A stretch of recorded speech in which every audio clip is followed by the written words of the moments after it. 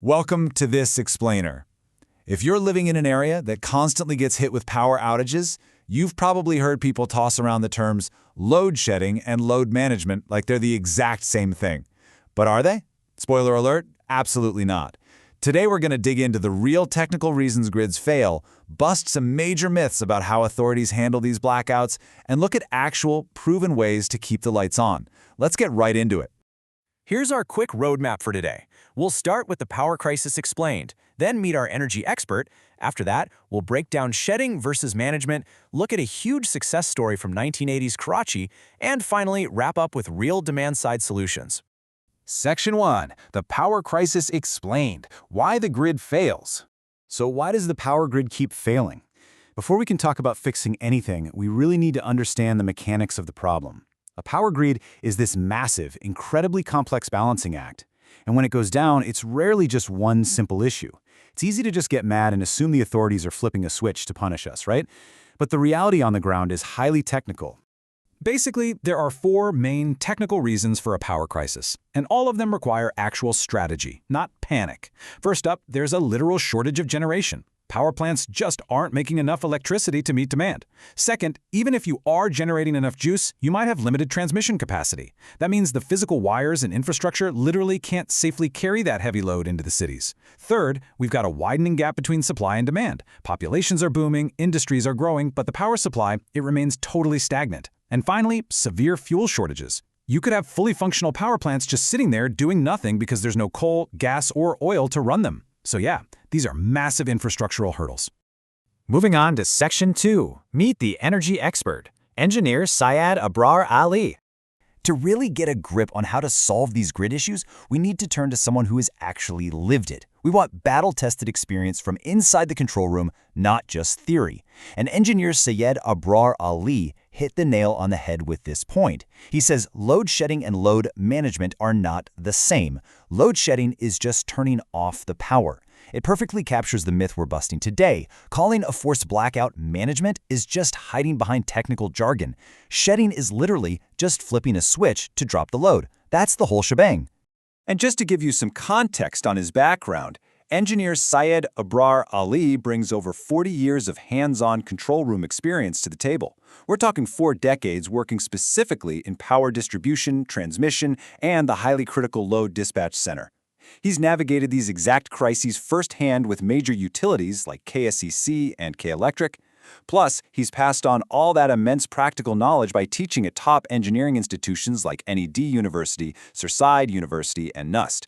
So his insights aren't just guesses. They're built on a lifetime of keeping grids functional. Section 3. Shedding vs. management. The crucial difference. All right, let's really separate the excuse of power cuts from the actual science of grid stability. There is a night and day difference between brute force load shedding and true strategic load management. Shedding is forced. It's abrupt. You're merely turning off the load as a minor last resort action. But management, that is proactive. It's about strategic demand-side management. It means you are actually coordinating with people and facilitating the consumer rather than just punishing them with darkness. So what exactly is demand-side management? Well, it's the strategic process of managing when and how consumers use power by actively facilitating them rather than forcing jabbery or coerced blackouts. This is absolutely crucial to grasp. True management means helping people use power smarter. You know, running TV ads begging people to turn off extra lights, that doesn't work anywhere in the world. People just ignore them. Real demand-side management means stepping in and making it financially and logically viable for users to consume power at different times, avoiding those forced jabbery blackouts altogether. Section 4. The 1980s Karachi success, a historical blueprint. History actually proves that when authorities really want to manage the grid, they can do an incredible job. Back in the 80s, when a massive load crisis hit the KSC system in Karachi, the load dispatch center didn't just shut the power off and go home. No. First, they held hours of meetings to shift heavy industry loads from evening shifts to the middle of the night. But here is the brilliant part. The industry owners basically said, hey, our workers can't safely commute at night. So, grid authorities actually coordinated with local commissioners and transporters to increase night buses for those industrial workers. How amazing is that? And finally, they mandated that private facilities run their own power generation to take the pressure off the main grid. That is what real management looks like in action. Section 5. Real demand-side solutions, fixing today's grid. We really don't need to reinvent the wheel here. We just need to start managing things again.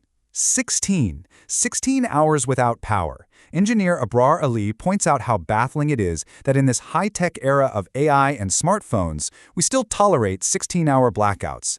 Leaving people in the dark for over half the day isn't some technical inevitability. It's just a complete failure of management disguised as a solution. So what are the true demand-side solutions for today? It's pretty straightforward. Grid authorities absolutely must introduce specific off-peak hour tariffs. You can't just tell a factory to run at 3 a.m. without helping them out. The utility needs to provide financial compensation for the extra night shift logistics and lighting costs. It's all about facilitating the consumer instead of just relying on forced blackouts. If you use financial incentives to shift those massive industrial peaks to the nighttime, when overall grid demand is naturally lower, you save a huge amount of power during the day. And that power can be routed directly to keep residential areas running smoothly. I really want this point to sink in.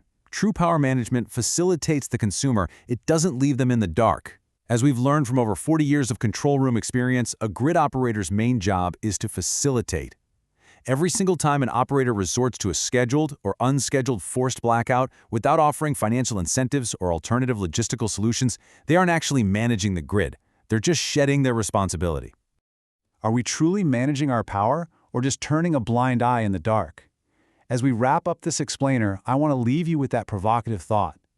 The next time your lights unexpectedly go out, challenge your local grid authorities. Are we just accepting forced blackouts as normal because we forgot what actual management looks like? The blueprint exists. It works. It just requires treating the consumer as a partner rather than a problem. Thanks for tuning into this explainer, and keep asking those tough questions.